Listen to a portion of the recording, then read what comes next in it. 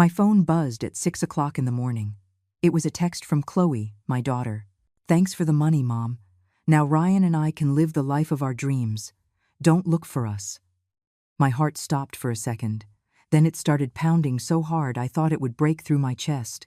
I ran to the guest room where I had left the black duffel bag with the $15 million. The chest was open, empty. Chloe and Ryan had disappeared in the early morning, taking what they believed was my entire fortune. I sat on the edge of the bed, holding the phone with trembling hands. I reread the message 1, 2, 3 times. The words stabbed at my soul like sharp daggers.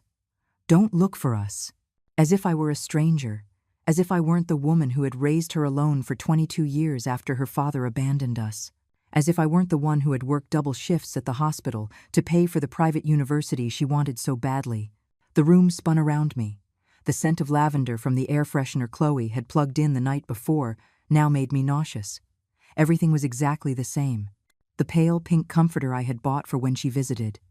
The lace curtains I had sewn myself, thinking of her comfort. The family photos on the nightstand, showing us together at her graduations, her birthdays, our trips. I picked up one of those photos. It was from her wedding day 3 years ago. I was standing next to her, radiant in my gold dress, holding her hand while Ryan looked at her with those eyes that I now know were full of ambition, not love.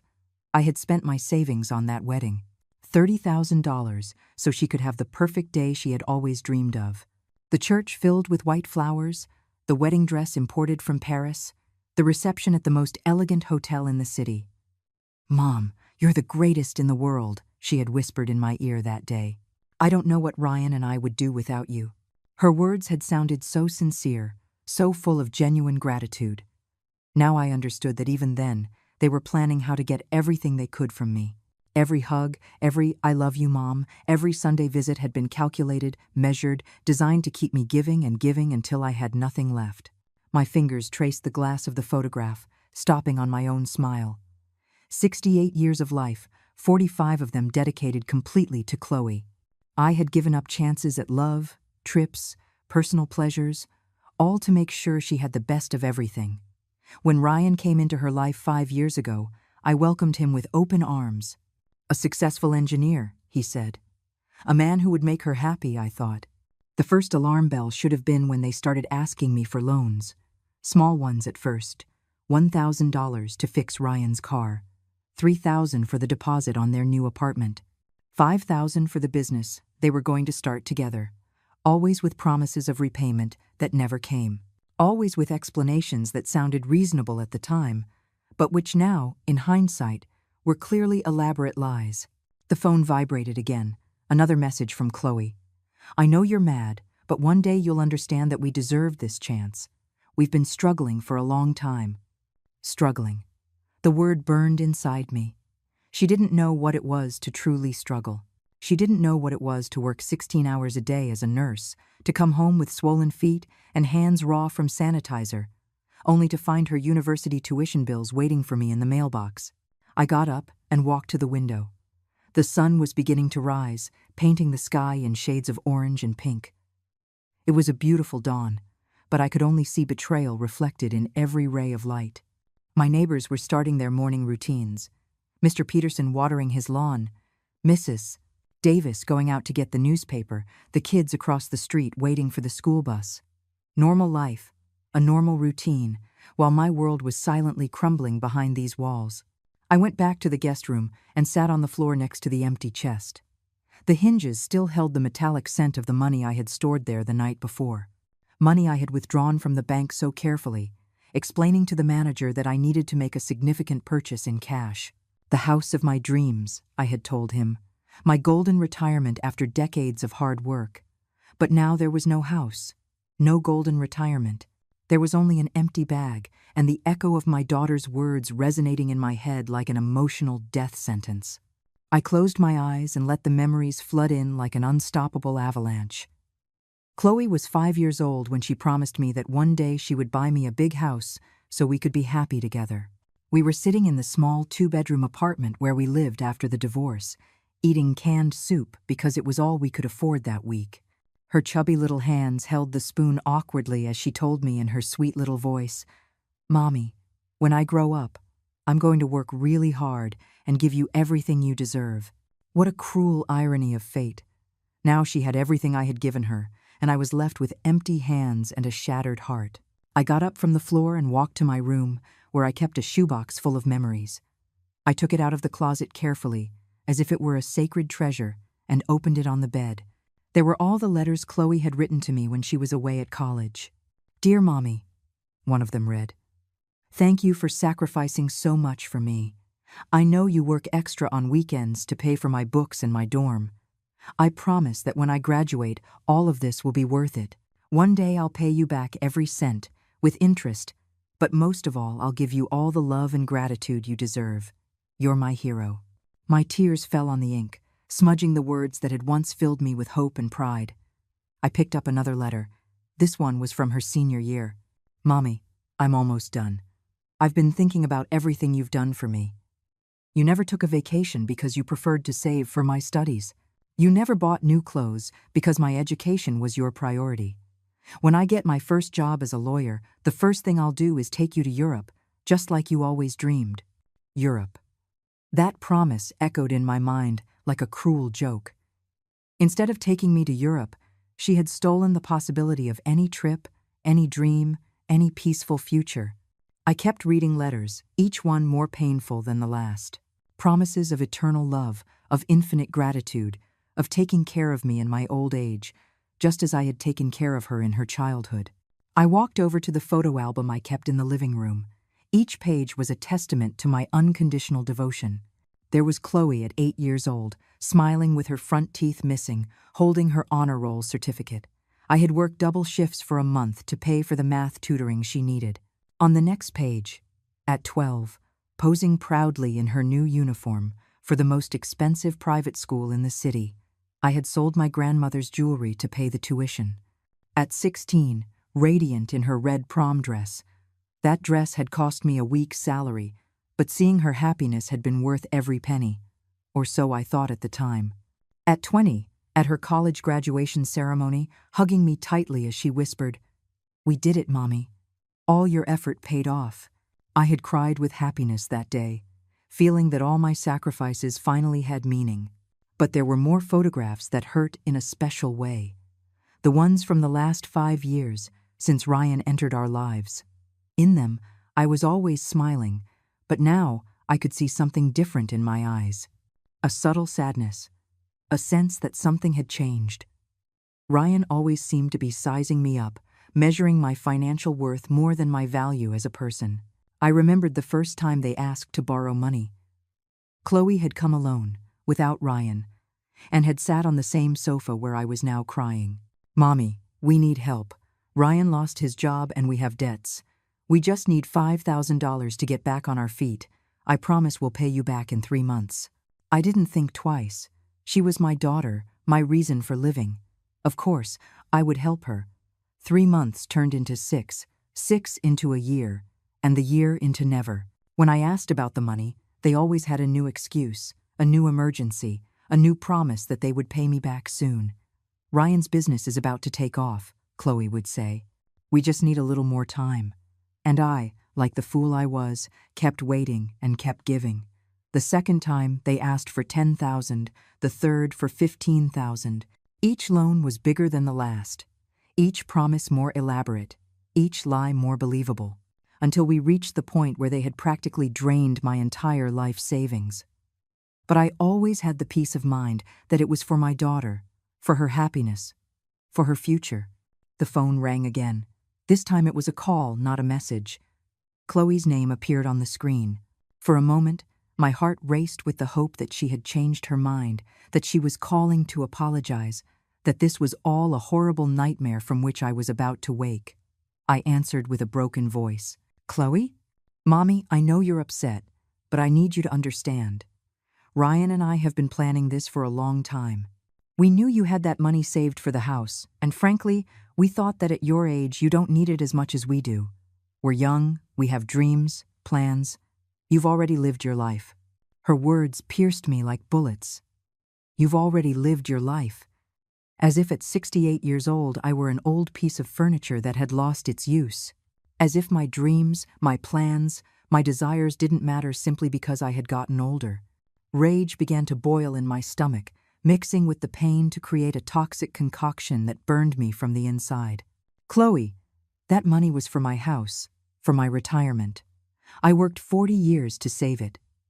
My voice trembled, but not from sadness, from a fury that was growing like an out-of-control fire. You're my daughter. I gave you everything, absolutely everything I had. How could you do this to me? Her laugh on the other end of the line was like a slap in the face. Oh, Mommy, always so dramatic. Look, Ryan and I are going to use this money to move to Costa Rica. We're going to open a boutique hotel on the beach. It's a smart investment, not like buying a house that will only give you expenses. You should be proud that your money is being used for something productive for once. Productive. My money, earned with sweat, tears, and years of my life, was finally productive in the hands of my thieving daughter. And what am I supposed to do now? Where am I going to live when I can no longer afford the rent on this apartment? My voice broke, showing her my vulnerability once more. I don't know, Mommy. I guess you'll have to get a job again or move into one of those nursing homes. Ryan says there are some really good, cheap ones on the outskirts of the city. It'll be good for you to socialize with people your age. Her tone was casual, as if she were talking about the weather, not about destroying her own mother's life. I hung up the phone with hands trembling with rage. I stood in the middle of the living room, breathing heavily, feeling the reality of the situation setting in my mind like fresh cement. My daughter had not only robbed me, but she had planned my destruction with a coldness that chilled me to the bone. And worst of all, she justified it as if she were doing me a favor. I walked to my desk and pulled out the folder where I kept all the receipts and records of the loans I had given them over the years. I spread them out on the dining room table like a detective building a case. 5,000 here, 10,000 there, 15,000 for Ryan's medical emergency, which turned out to be a lie.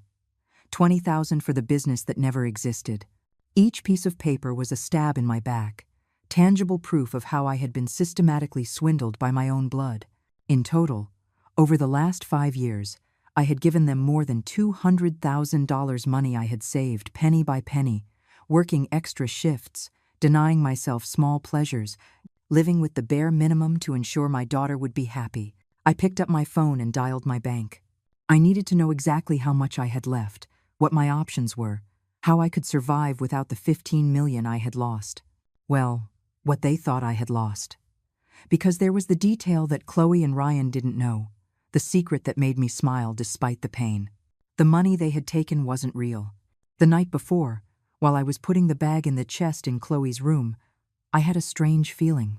Something in the way Ryan had looked at me, something in the questions he had asked about the money, had set off an alarm in my maternal instinct. That's why, at the last moment, I had swapped the real bills for prop money I had bought years ago for a church play.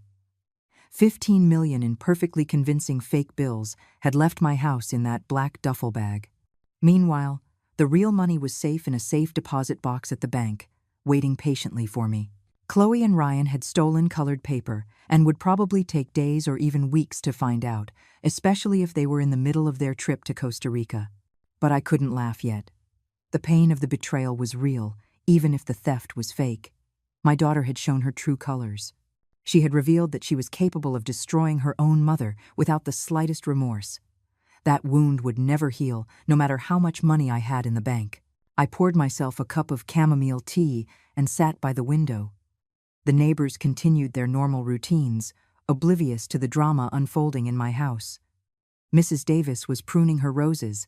Mr. Peterson was washing his car. The children were playing in the street. Simple life, honest life, a life without betrayals or lies. For the first time in years, maybe in decades, I started to think about myself. What did I want to do with the rest of my life? Who was Berenice, beyond being Chloe's mother? I had spent so much time defining myself through my daughter that I had forgotten I had my own identity, my own dreams, a life of my own to live. The phone rang again. This time it was an unknown number. I hesitated before answering, but finally I did. Berenice? The voice was young, female, familiar, but different. It's Elena, your neighbor Carmen's daughter. I heard loud voices this morning and wanted to make sure you were okay. Elena was 20 years old and studying psychology at the university. I had watched her grow up since she was a little girl, always polite, always concerned about others. Her mother Carmen and I had been neighbors for 15 years, and Elena had been like a second granddaughter to me, especially after Chloe got married and the visits became less frequent and more self-serving. "I'm fine, Elena, thanks for asking." I tried to make my voice sound normal, but the tears were still fresh on my cheeks. "I just had a small family argument. Nothing serious." Lying had become so natural when it came to protecting Chloe's image that the words came out automatically. "Berenice, don't lie to me. I've known you since I was little and I know when something is killing you inside." Her voice was soft, but firm. "I saw Chloe and Ryan leave very early with suitcases and a large bag. Then I heard shouting and crying coming from your house. What really happened?" The genuine concern in her voice broke me. It had been so long since someone cared about me without wanting something in return that I started to cry again. "Elena, I think I need to talk to someone. Could you come over? Is your mom home?" "Mom went out shopping, but I'm here. I'll be over in 5 minutes." She hung up before I could protest. 5 minutes later, I heard her soft knock on the door. When I opened it, Elena looked at me with those brown eyes full of compassion that reminded me what it felt like to be seen as a human being, not a source of money. She sat with me on the sofa and waited patiently while I gathered the courage to tell her the whole story. I told her about the years of sacrifices, the loans that were never repaid, the money they thought they had stolen, Chloe's cruel words on the phone. Elena listened without judging, occasionally taking my hand to give me strength. "Berenice, what they did to you is not okay. That's not love. It's abuse." Her words were like a ray of light in the darkness of my confusion. "A daughter who truly loves you would never rob you like that, would never speak to you that way. The fact that you're her mother doesn't give them the right to treat you like their personal property. But she's my daughter, Elena. I love her more than my own life. Everything I did was for her happiness." The words came out choked between sobs. "Maybe I have to accept that I've served my purpose as a mother, and now I have to step aside so she can be happy." Elena stood up from the sofa abruptly. "No, that's exactly what they want you to think. Berenice, you are an incredible woman. You've worked your whole life, raised a daughter practically on your own, been a nurse for decades, saving lives. Your value doesn't end when your daughter decides to be an ungrateful brat." Her words hit me like an awakening. It had been so long since anyone saw me as Berenice the nurse, Berenice the strong woman, Berenice the survivor. I was only seen as Berenice the mother, Berenice the provider, Berenice the one who always says yes. But what do I do now? I can't pretend this never happened. First, you need to protect yourself. Do they have access to your bank accounts? Do they know your passwords? Can they keep stealing from you? Elena had completely shifted from a compassionate young woman to a determined strategist.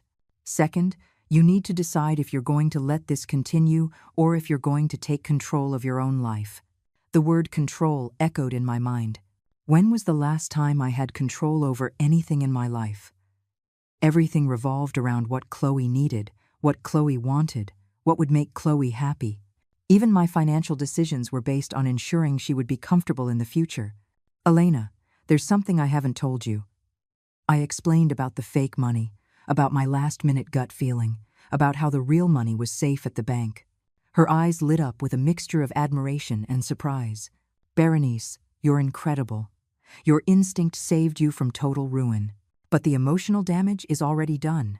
My daughter betrayed me, spoke to me like I was trash, planned to rob me with a coldness that scares me." I broke down again, but this time the tears were mixed with something different. It wasn't just pain, it was also anger. A clean, justified anger that was starting to grow in my chest. "Berenice, do you know what this means? It means you have the power. They think they stole everything from you, that they left you defenseless. But you are in control of the situation. You can decide what to do with that information." Elena leaned toward me, her eyes shining with determination. "You can continue to be the victim, or you can become the woman who makes the decisions." Her words ignited something inside me that had been dormant for too long. Power, control, decisions, concepts I had forgotten belonged to me. But what can I do? They're my family.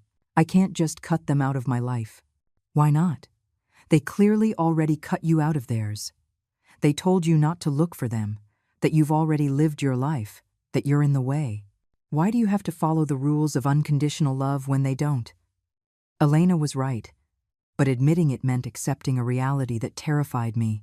I was silent for several minutes, digesting Elena's words. For the first time in years, someone was giving me permission to put my own needs first. The idea both scared and excited me. Elena, I'm afraid.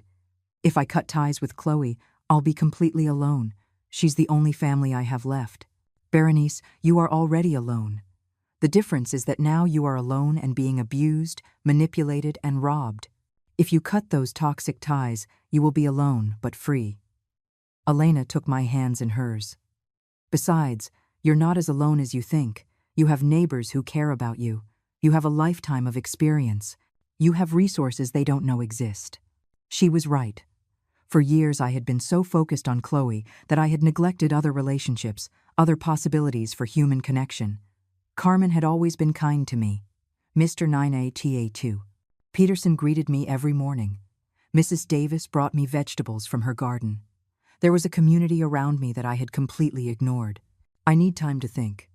I got up from the sofa and walked to the kitchen to make another tea. Elena followed me, clearly determined not to leave me alone in this crucial moment. You know what hurts the most? It's not just that they stole from me. It's that they lied to me for so long. Every "I love you, Mom," every hug, every Sunday visit was fake.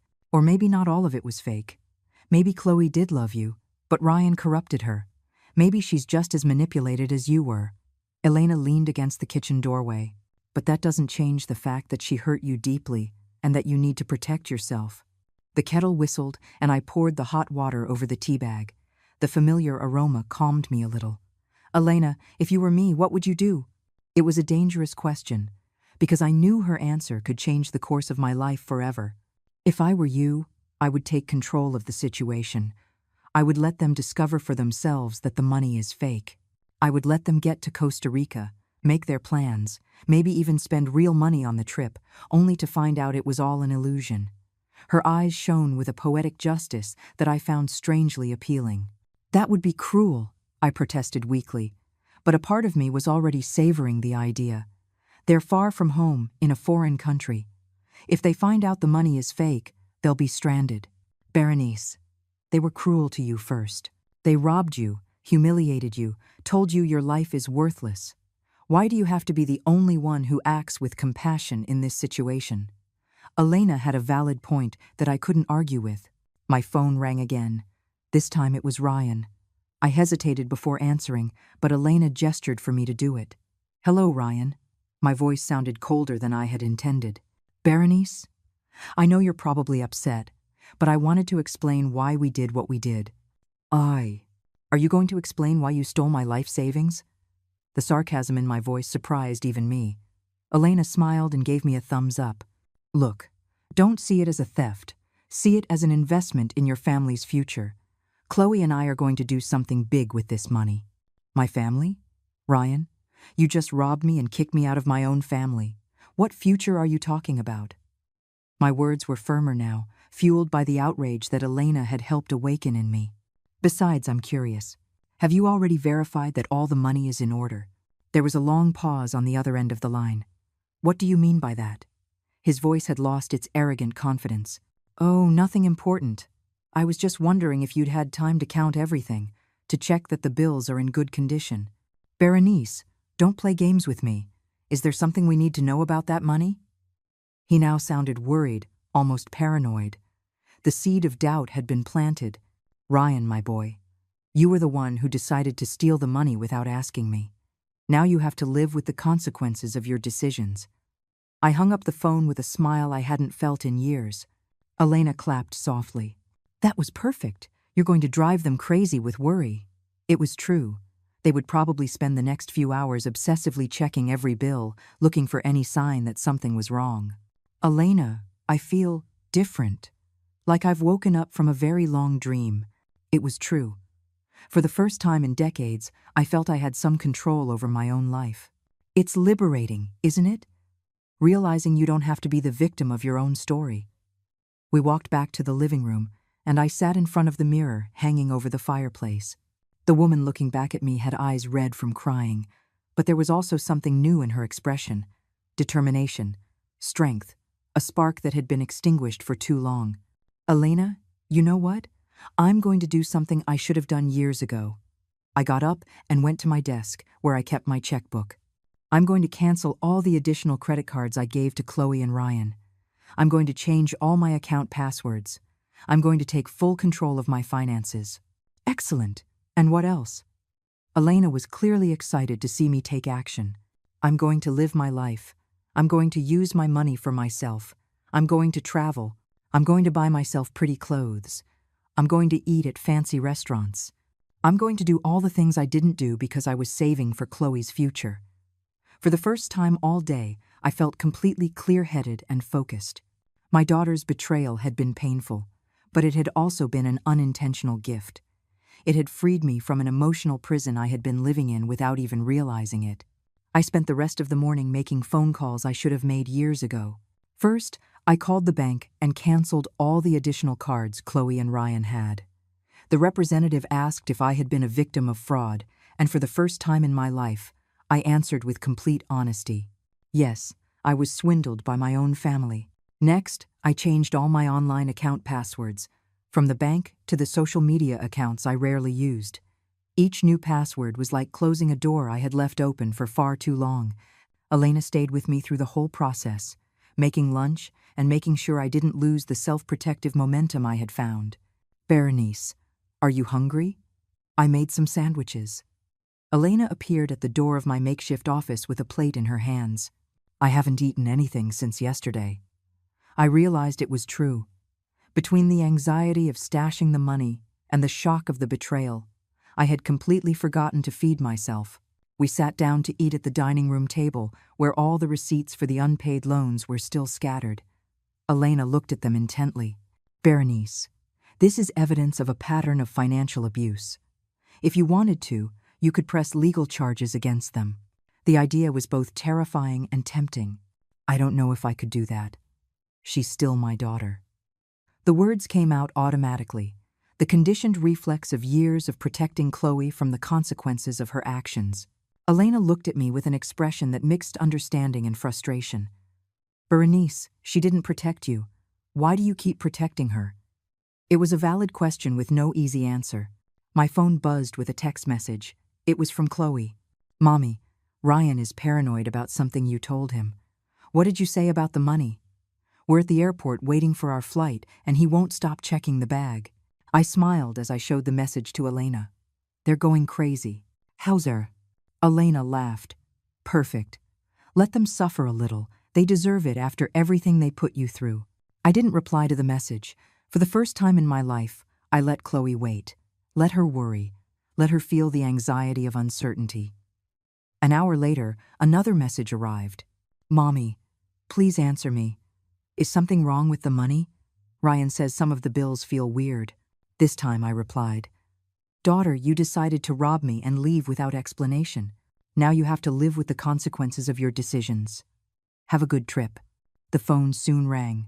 It was Chloe, clearly desperate. I decided to answer, but this time with Elena listening to give me moral support. "Mommy, what's going on? Why are you talking like this? Is there something we need to know about that money?" "Chloe, my love, you were the one who decided I had already lived my life, that I didn't deserve explanations, that I should just accept you robbing and abandoning me." My voice was calm, controlled, very different from the broken woman from that morning. "Now I'm deciding not to give you explanations. But we're family. You can't do this to us." Her voice broke in a sob that once would have immediately melted my heart. But now, with the clarity that comes from hitting rock bottom, I could hear the manipulation behind the tears. "Chloe, this morning you told me you deserved the money more than I did because you're young. Now use it and be happy. And, Mommy, please, just tell me what's wrong with the money." Her desperation was palpable through the phone. Part of me wanted to give in, to explain everything, to protect her as I had always done. But Elena squeezed my hand and reminded me with her eyes of everything I had suffered that morning. "Daughter, when you decided to rob me, you lost the right for me to protect you from the consequences." I hung up the phone with a steady hand. Elena hugged me, Berenice, I'm so proud of you. You're finding your inner strength. The rest of the afternoon passed in a strange peace. For the first time in years, I wasn't worried about what Chloe needed, what Chloe thought, what would make Chloe happy.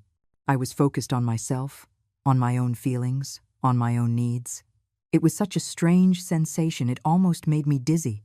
Elena left at 5 o'clock in the evening, but before she did, she made me promise to call her if I felt weak or tempted to rescue Chloe from the consequences of her actions.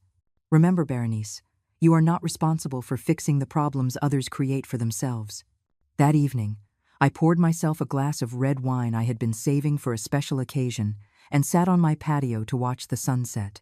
The sky was painted in shades of violet and orange as I reflected on the strangest day of my life. I had lost my daughter, but I had found something I didn't know I had lost: my own dignity. My phone kept ringing all night. Calls from Chloe, texts from Ryan, even a voice message of Chloe crying and begging me to tell her what was happening. Each notification was easier to ignore than the last. With every missed call, I felt like I was reclaiming a piece of myself that I had voluntarily given away years ago. At 10 o'clock that night, I received a message that made me smile genuinely. Berenice, the money is fake. It's all fake. How could you do this to us? We're stranded in Costa Rica with no real money. This is pure cruelty.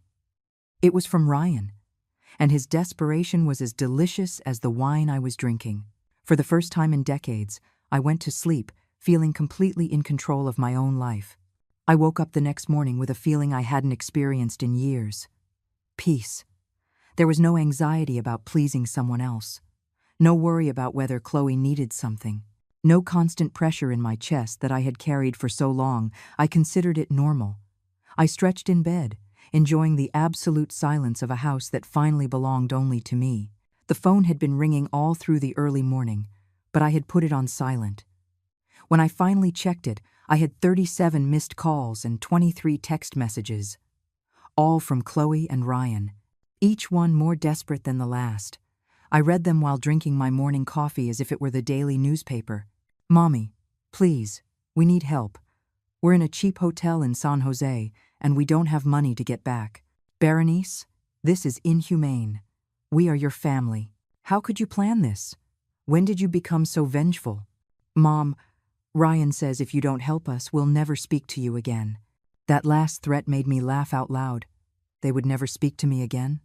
After robbing, humiliating, and abandoning me, they were threatening me with the silent treatment. It was like a kidnapper, threatening his victim with setting her free. It was the greatest gift they could give me. I dressed carefully that morning, choosing an emerald green dress I had bought years ago, but had never worn because it was too elegant for a woman my age, according to Chloe.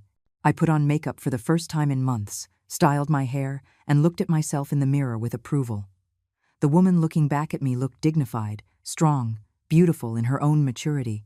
I went for a walk around the neighborhood, something I hadn't done in years because I was always too busy working or worrying about Chloe. The neighbors greeted me with genuine warmth, and for the first time, I really saw them as individuals, not just as a backdrop to my daughter-centric life. Mrs. Davis invited me for coffee in her garden. Berenice, you look radiant today. There's something different about you. R2. We sat among her red roses and talked about simple things, the weather, her grandchildren, my years as a nurse. It was a normal conversation, with no hidden agenda, no requests for money, no emotional manipulation. It was as refreshing as cold water on a hot day. Carmen told me Elena was with you yesterday. She's a good girl, very mature for her age, Mrs. Davis said, pouring me another cup of coffee. Yes, she was like an angel when I needed one most. I didn't go into details, but something in my tone must have revealed I had been through something difficult. Children sometimes disappoint us, Berenice. They think because they gave us life, they've done their part. They forget that true love is reciprocal, not a debt that is eternally collected. Her words were like a balm on wounds that were still fresh. Your son too? My oldest son hasn't spoken to me in 3 years because I wouldn't lend him money for a business I knew would fail. The youngest only comes around when he needs something. She sighed deeply. At first, the pain was killing me, but one day I realized I was crying for children who no longer existed, for relationships that only lived in my imagination. Her words hit me like a revelation. I too was crying for a Chloe who perhaps had never really existed, for a mother-daughter relationship that had been an illusion built on my need to be loved and her need to be supported. How did you move on? I started living for myself. I learned to paint. I joined a book club. I made new friends who valued me for who I am, not for what I can give them. She pointed to the roses around us. This garden is my pride. Every rose that blooms is a small, personal victory. I no longer need my children's approval to feel valuable. I returned home feeling inspired. For the first time in decades, I started making plans that didn't involve Chloe. I pulled out travel brochures I had been collecting for years. Italy, France, Japan. Places I had always wanted to visit but had postponed because the money was better invested in Chloe's future. My phone rang again. This time it was Elena. "Berenice, how are you feeling today?" Her voice conveyed genuine concern. "I feel free." It's a strange word to describe how I feel, but it's the most accurate. I'm so happy to hear that. Have you heard anything else from them? Lots of desperate messages. They're stranded in Costa Rica without real money. Part of me feels guilty, but a bigger part feels satisfied. It's natural to feel satisfaction when justice is served, even if it's accidental. Elena had that wisdom that young people who have observed life carefully sometimes have. Are you going to help them come back? That was the million-dollar question. The Berenice of a week ago would have already been at the bank, wiring money for the return flight, apologizing for having fake money in the house, promising it would never happen again. But the Berenice of today was different. I don't know yet. But I know that whatever decision I make will be mine, based on what's best for me, not on what's expected of me as a mother. It was a revolutionary statement, coming from a woman who had spent 45 years putting her daughter's needs before her own. That afternoon, I sat at my desk and wrote a letter, not to Chloe but to myself. A letter to the woman I had been, thanking her for all the sacrifices but also saying goodbye to her. It was time to meet the woman I could be when I lived for myself. The letter I wrote that afternoon was the most honest I had ever written in my life. "Dear Berenice of the past," it began. "I want to thank you for everything you did, believing it was the right thing. You worked tirelessly. You sacrificed without limits. You loved without conditions. But I also want to tell you that it's time to rest. It's time for another Berenice to take control, one who knows that loving doesn't mean destroying yourself." As I wrote, tears fell on the paper, but they weren't tears of sadness. They were tears of liberation, a farewell to a version of myself that had carried a weight too heavy for too long.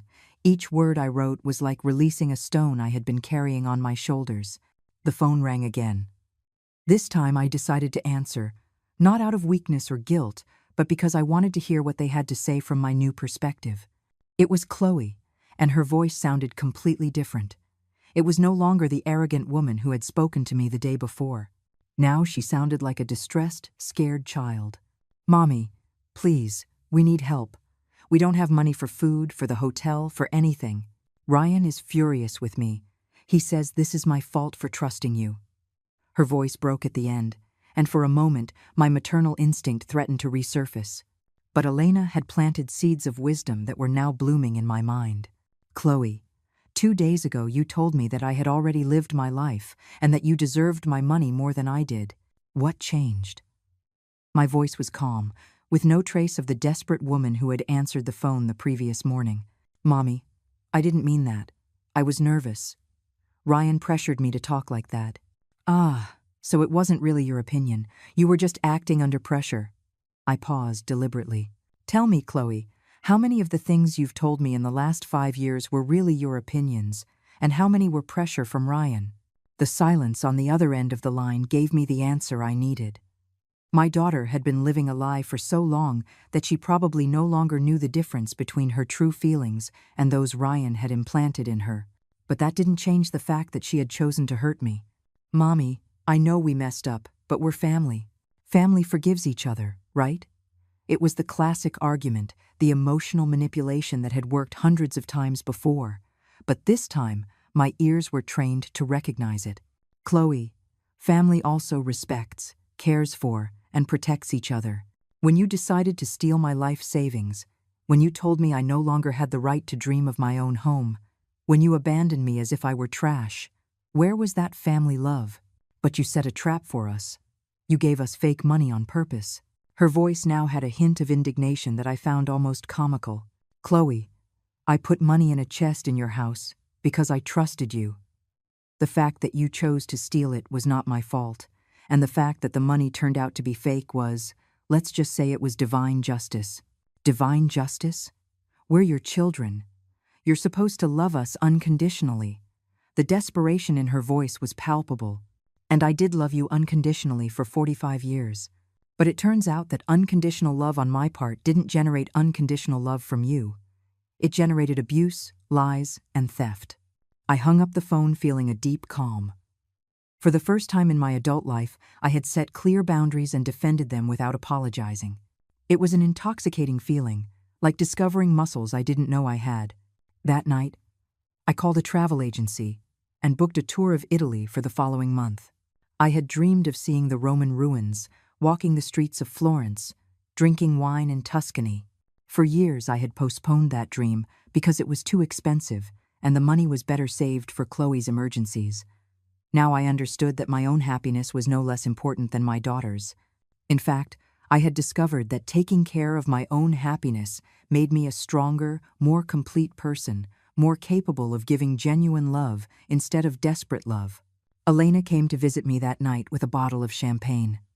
"I'm celebrating your rebirth," she said with a radiant smile. We toasted on my patio as the stars appeared one by one in the night sky. "Berenice, there's something I want to tell you. Yesterday, when I saw you take control of your life, you inspired me. I've been in a toxic relationship with a guy from college, and your example gave me the courage to end it." Her words filled me with a different kind of pride than I had felt for Chloe's achievements. This was a pride based on being a positive example, on helping someone else find strength through my own, not my weakness. "Elena, that makes me very happy. Sometimes the most valuable lessons come from the most painful moments. Do you think Chloe will learn anything from this?" It was a question I had been asking myself as well. I don't know, and I've decided that's not my responsibility. My responsibility is to myself now. If she learns, it will be because she chose to, not because I forced her. That night, for the first time in years, I didn't check my phone before going to sleep. I didn't worry about whether Chloe was okay, if she needed anything, if she was mad at me. I focused on my own plans, my own dreams, on the woman I was discovering I could be when I lived for myself. 3 months later, I was sitting on a terrace overlooking the Mediterranean on the coast of Cinque Terre, Italy, sipping a perfect espresso as the afternoon sun painted the sea in shades of gold and pink. I had toured Rome, Florence, Venice, each city more beautiful than the last, each day a confirmation that I had made the right decision. My phone was filled with photos of places I had dreamed of seeing for decades, exquisite meals I had savored without rushing, moments of absolute peace I had learned to value. I hadn't heard from Chloe and Ryan since that last desperate call from Costa Rica. Elena had told me that her mother had heard from a neighbor that they had returned to the country, but they hadn't tried to contact me.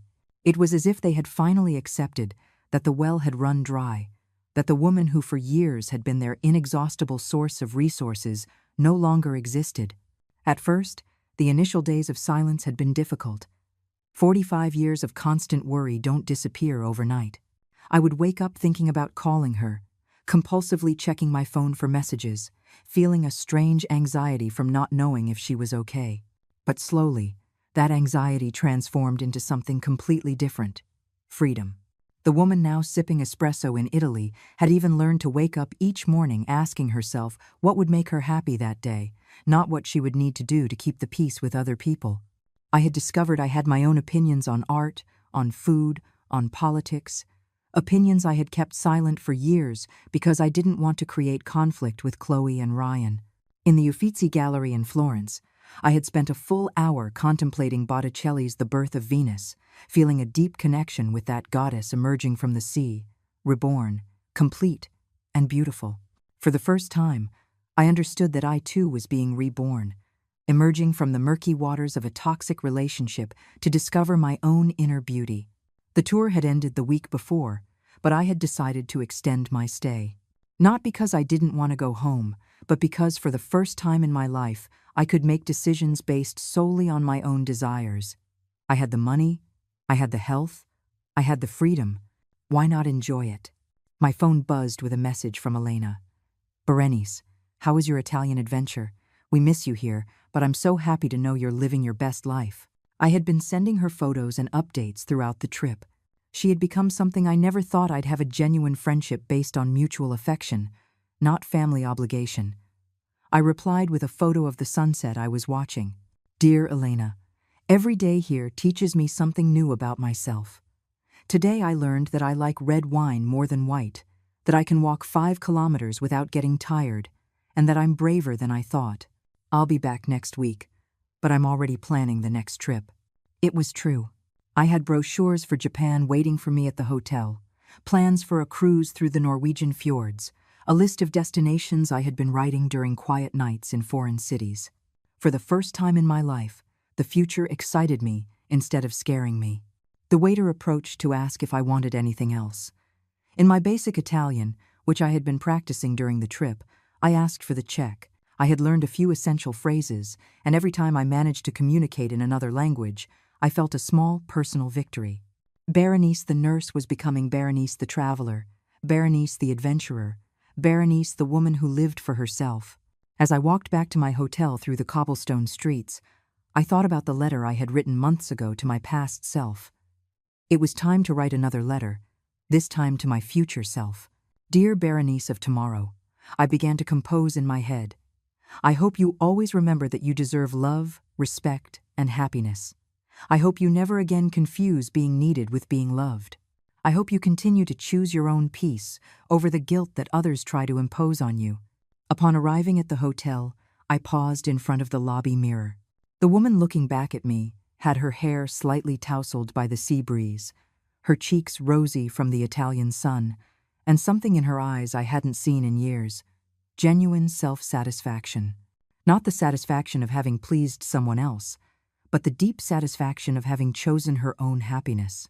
I went up to my room and sat on the balcony overlooking the sea. Tomorrow I would take the train back to Rome, then the flight home, and begin the next chapter of my life. But I was no longer afraid of the future. I had learned that when you live for yourself, when you make decisions from self-love instead of fear of abandonment, the future becomes an exciting adventure instead of a heavy burden. I picked up my phone and wrote one last message to Elena. Today, I don't need anyone's permission to be happy. See you soon. It was more than an update on my trip. It was a declaration of emotional independence, a manifesto of a woman who had learned to live without apologizing for existing. 6 months after my return from Italy, I was standing in front of the mirror in my new apartment, putting on a pearl necklace I had bought in a small jewelry shop in Venice. It was Friday night, and I had a date. At 68 years old, after decades of believing that romantic love was no longer for me, I had met Arthur at the book club I joined after the trip. Arthur was 70, a widower for 5 years, and when he looked at me, he saw Berenice the woman, not Berenice the available mother, or Berenice the source of money. Our conversations revolved around books, travel, dreams we still wanted to fulfill. It was refreshing to have conversations where no one needed anything from me except my genuine company.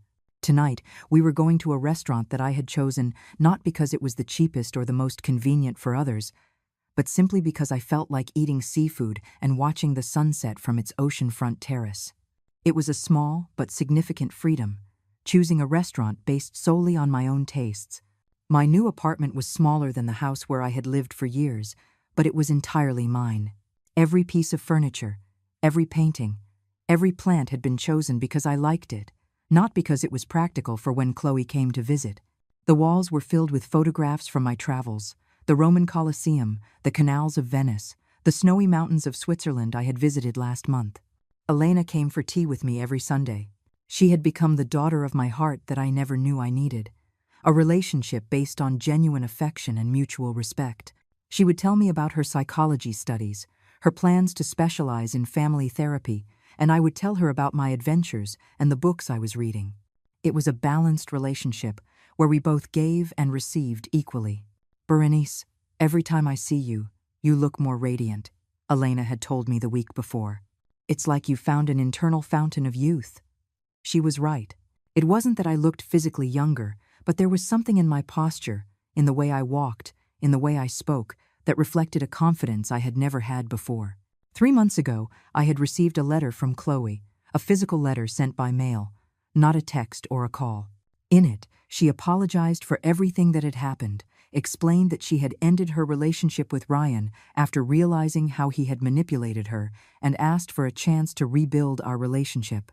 The letter sounded sincere, vulnerable, very different from the arrogant woman who had robbed and abandoned me. But this new Berenice had learned to distinguish between genuine remorse and sophisticated emotional manipulation. I didn't answer the letter immediately. Instead, I showed it to Elena and my therapist. Yes, I had started therapy to process 40 years of codependency, and both helped me analyze not only the words, but the intentions behind them. After much reflection, I had responded with a brief but clear letter. Chloe, I appreciate your apology, and I'm glad to hear you've left a toxic relationship. However, I need more time to heal before I consider rebuilding our relationship. If your remorse is genuine, you will understand that forgiveness is a process that cannot be rushed. I wish you the best in your new life. I hadn't heard from her since, and that gave me peace. If she had truly changed, she would respect my boundaries and my need for time. If she hadn't, she would eventually start pressuring me again, and that would give me the confirmation I needed about her true intentions. The doorbell rang, and I felt a genuine excitement, not the anxiety that used to accompany visits in my previous life. It was Arthur, punctual as always, with a smile that reminded me why I had decided to give love a chance at this stage of my life. Not because I needed a man to feel complete, but because I had learned that when you love from personal fulfillment, love is a gift, not a desperate need. Berenice, you look beautiful, he said as he offered me his arm. He wore a white shirt that highlighted his golf tan and those gray eyes that always looked at me with a mixture of admiration and genuine tenderness. Thank you, Arthur. You look very handsome yourself. As we walked to his car, I thought about how different these butterflies in my stomach were compared to the constant anxiety I had felt for years. These were butterflies of excitement, of anticipation for a pleasant evening with someone who valued my company. They weren't butterflies of fear of being abandoned or rejected.